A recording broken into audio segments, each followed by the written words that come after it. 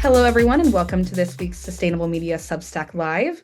Now, as a member of Gen Z, a social media user, and an avid news consumer, there is no topic that I would want to discuss more today than what we have slated. And we are very, very lucky to have David Bauder from the Associated Press with us. David is a veteran media correspondent who has spent decades tracking the intersection of journalism, politics, and public perception. His reporting often probes how news organizations shape civic life, how audiences shift, and where trust breaks down in that process. He has covered everything from presidential misinformation battles to newsroom reckonings and giving readers a steady lens on the forces shaping what Americans see and believe. He's here to discuss an AP article that he wrote entitled A Lost Generation of News Consumers. Survey shows how teenagers dislike the news media. And joining David, we have Steve and I. We have Matthew Stevens. Matthew is a college junior and an avid digital activist. He works for the Log Off movement, Design It For Us, and is currently an SMC Next Gen board member. So thank you, David and Matthew, for taking the time to be a part of today's conversation. So, Welcome. David, I want to start the conversation with you, the author of the article we are unpacking. So, the thesis of the piece seems to be that there is this negative youth sentiment towards news media. So, can you talk us through those sentiments and your findings while you were writing the piece? I was interested in looking at because there was a study that came out from a center that talks about news literacy this fall, which surveyed a bunch of 13 to 18-year-olds on their attitudes towards the news media, and it's for generations now. Older people or adults have had a negative attitude towards the news media. This is the first time I'd seen anything surveying younger people, and it was a little bit eye-opening to me and distressing that they had a very strong negative feeling about it would be worth and journalism, and I thought it would be worth looking into why that might be the case. And so I spoke to some people that are involved in the issue and some young people who are studying to be journalists as well, to get at some of the feelings about why. Absolutely. And I know you had mentioned that the News Literacy Project and their research. I want to point out for listeners, Gen Z was asked for one words to describe today's news media, and 84% of teens responded with something negative like biased, crazy, boring, fake, bad, depressing, confusing, scary, words like that. So now I want to turn to you, Matthew, as a member of Gen Z, to talk us through your, honest take and reaction to the survey and these findings. Do you and your peers share these negative sentiments towards the news media and journalism that they're finding in the report? I personally do not hold those beliefs, but I have certainly seen it among my peers. And I feel like a huge driver of it is, as of course, they are turning to social media more for their news every day. And with the algorithms, it creates these echo chambers around it. So I don't think it's necessarily negativity towards media in general, but really media they disagree with. And so when they come up to these reports, they're going to be like, oh, yeah, on a broader scale, I largely disagree because there's all these other people I disagree with out there, as opposed to these few I agree with. And so I feel like that's a lot what drives it. Additionally, beyond social media, a lot more young people are getting their news from podcasts because that's a lot more clippable format that's been able to be uh, spread on social media a lot more widespread. And that's a lot more commentary and conversation as opposed to really just stating the facts with a little bit of commentary on it. It's something different, but I think that's where a lot of it is coming from. And young people are simply just saying at this point, yeah, I don't like the news because they don't see the real work that goes into it. They just like to see those little videos pop up every once in a while on their social media feed. Absolutely. And I kind of want to follow that thread as it relates to social media. So, David, you mentioned in the article that the majority of young people do get their information from, not just reputable sources, but rather from like social media and influencers. So, talk us through, in your opinion, from your perspective, where you said the role social media has played in shifting perceptions of journalism and the space in general. Um, well, I thought Matthew made some very good points there about some of the polarization of media and having an effect on things. I think social media tends to, in many cases, reduce things to simplifications of some more complicated stories, and often tries to go for shock value in some things. And I think this is something that could get a negative view out there, and is it is provocative as opposed to a journalistic look at things. So I think that's a factor. I mean, I think there are a lot of factors that go into what has been happening with the attitudes towards journalism. I mean, in one case, it's very simple that the leading politician, or in many cases, the main people this age know, is somebody who has talked about fake news for his entire political career. That has to have an effect on something like that. I think the business of journalism, which has gone down which has really suffered over the last 20, 25 years, means that for many young people, they did not grow up with the habit of reading news on a regular basis. Either their parents didn't do it, or they were not used to seeing it. You know, I used to read a newspaper every day growing up, and my parents did, and now newspapers really in printed form are basically not even around. And I think news literacy has a lot to do with it. And for those who aren't familiar, that's just simply explaining that a lot of people don't know what journalism is. What are the missions of journalists and what they're supposed to do. I spoke with one college newspaper editor who said that a lot of her colleagues, a lot of her fellow students said that they thought that the main um, the newspaper is to protect people in power. Well, it's kind of the exact opposite of what they're supposed to do. So it shows a certain ignorance to what is going on out there. Um, you put a lot of these factors together, and I think and plus something really simple that I found in the survey, that um, there are not many positive cultural references of journalists that a lot of young people could point to. What do you think of journalists in movies or television? And they couldn't even come up with examples. And some of the examples they came up with were like Ron Burgundy, movie, and a lot of negative examples of journalists. So you put all those things together, and it kind of paints a tough picture for journalists and their I think image. all I think all high school students should have to watch All the President's Men. That's an example I wanted to reach. That was popular when I was growing up, and it showed how Woodward and Bernstein broke the Watergate story. It was gripping, and it showed how journalism worked in the nitty-gritty.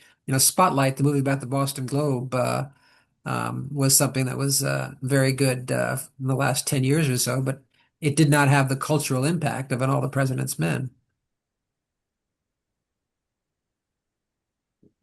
Absolutely. And Matthew, I'm getting curious from your perspective, and I know we've talked a lot about this in other spaces as Gen Z activists, but what has the role of social media been in your life specifically, and how you get your news and information? How have you interacted with it as a young person? How do you see your peers interacting with it? What is kind of your take on media and news consumption online, specifically through social media? Yeah, it's played a big role for the longest time for me, and it started pretty early too.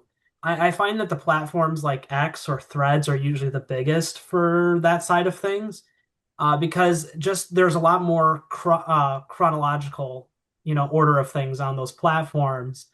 And so you always feel like you could be ahead of, the news almost. Sometimes someone would post a video from somewhere before like a major news site would ever pick it up.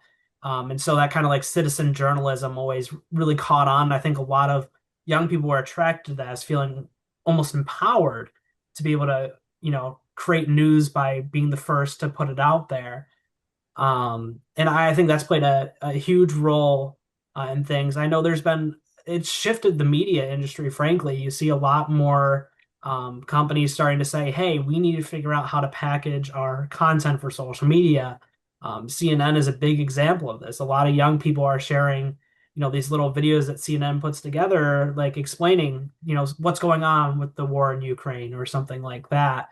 And it's really completely shaken things up. And I think a lot of that's been driven to try to take on this issue of young people increasingly having this negative bias, and they're trying to correct that. Hmm.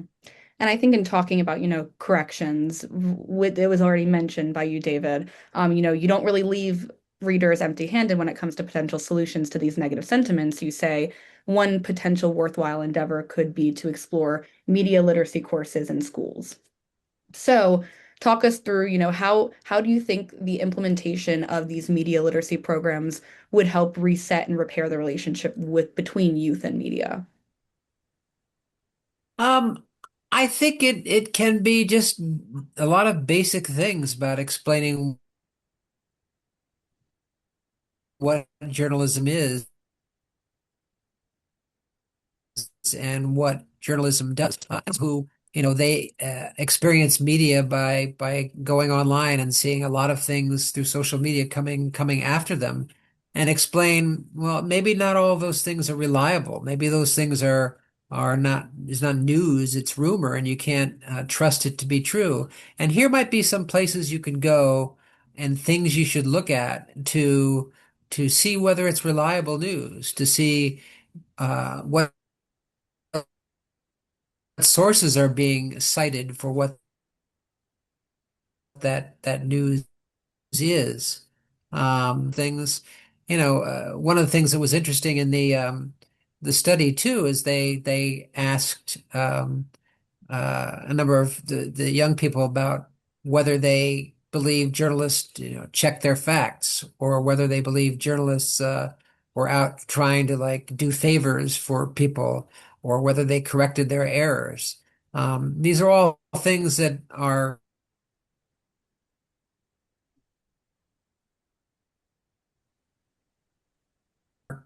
second nature to reputable journalists, but a lot of people don't know that.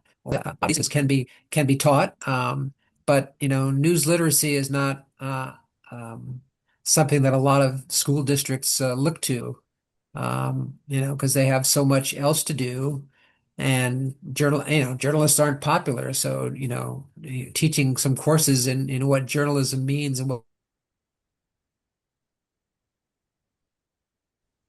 what journalism can do is probably not something that,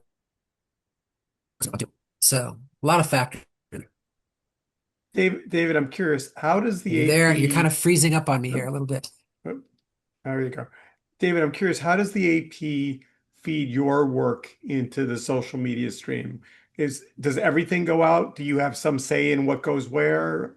Do you get surprised when it shows up somewhere? Yeah, I mean, a lot of times, I mean, because our we have many members, many people who subscribe to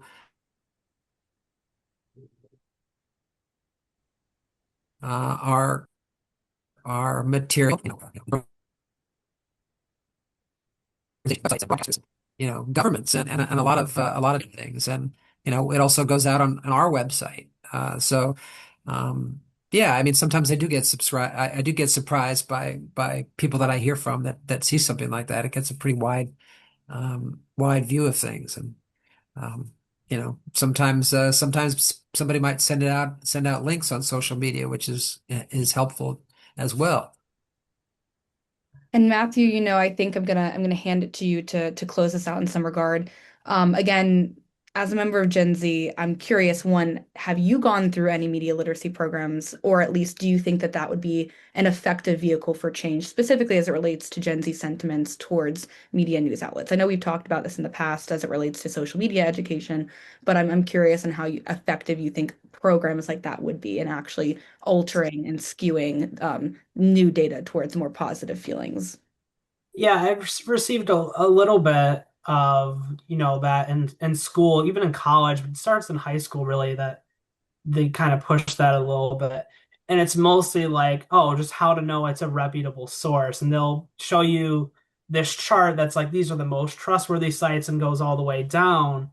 And it is kind of like base things on that. But that's about the extent of the education.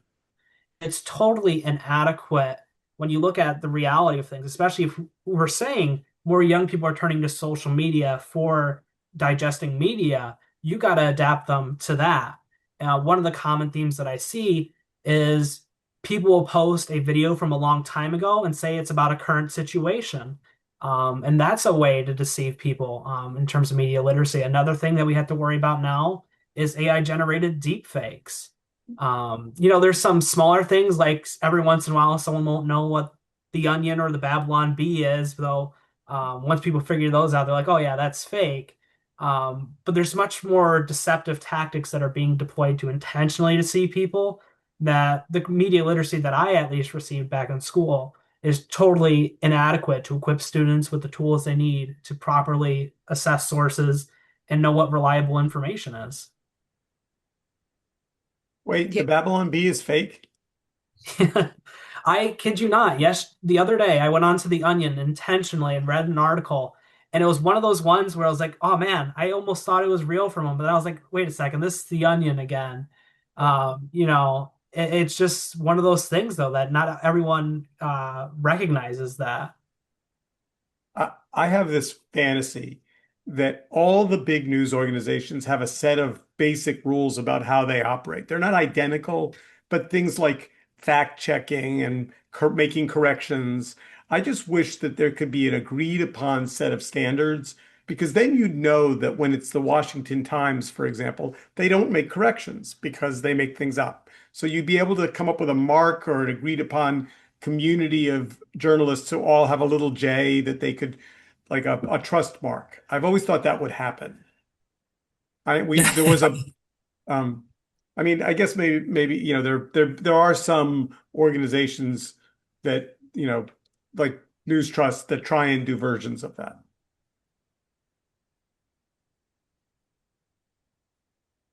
Yeah, and I'm sorry, I'm breaking up. I can't, I didn't even really see what you said if you were addressing to me at all, Stephen. I was pontificating.